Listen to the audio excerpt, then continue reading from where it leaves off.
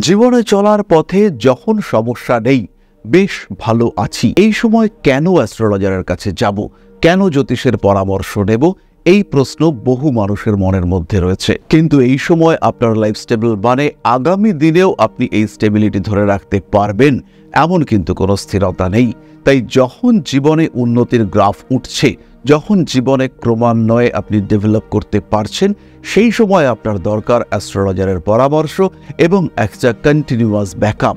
কারণ একজন জ্যোতিষ আপনাকে গাইড করতে পারবেন কোন সময়টা ভালো, কোন সময়টা খারাপ। প্রচুর পরিশ্রম করে নিজের জীবনকে উন্নতির পথে এগিয়ে নিয়ে এসেছেন, একটু সুখের মুখ দেখেছেন। এই যে প্রচুর পরিশ্রম, এইটাকেই ধরে রাখতে হবে। কারণ বহু সময় আমরা দেখতে পাই যে একটি ভুল সিদ্ধান্ত আপনার সম্পূর্ণ ব্যবসা, সম্পূর্ণ অবস্থাকে ধূলিসাৎ করতে পারে। ছোট্ট একটি উদাহরণ দিলে বিষয়টি পরিষ্কার হবে।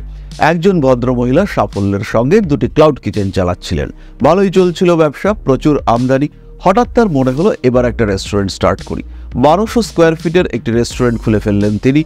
রেস্টুরেন্ট খুলবার পর থেকে শুরু হলো সমস্যা, রেস্টুরেন্টের বাস্তু প্রবলেম, বিজনেস ডিস্টার্ব করতে শুরু করলো। ক্লাউড কিচেন থেকে যে ইনকাম আসছে সেটা খরচ হচ্ছে রেস্টুরেন্টের ক্ষেত্রে। ফলে ভদ্রমহিলার নেটওয়ার্থ ক্রমাগত কমতে লাগলো, ধীরে ধীরে ঋণের মাত্রা বাড়তে লাগলো। একটি ক্লাউড কিচেন অফ হয়ে গেল, সঙ্গে সঙ্গে প্যারালালি রেস্টুরেন্টটাও কিন্তু বন্ধ হওয়ার দিকে। Regular loss loss loss loss করতে করতে ভদ্রমহিলা তিনি কিন্তু পিছিয়ে আসলেন।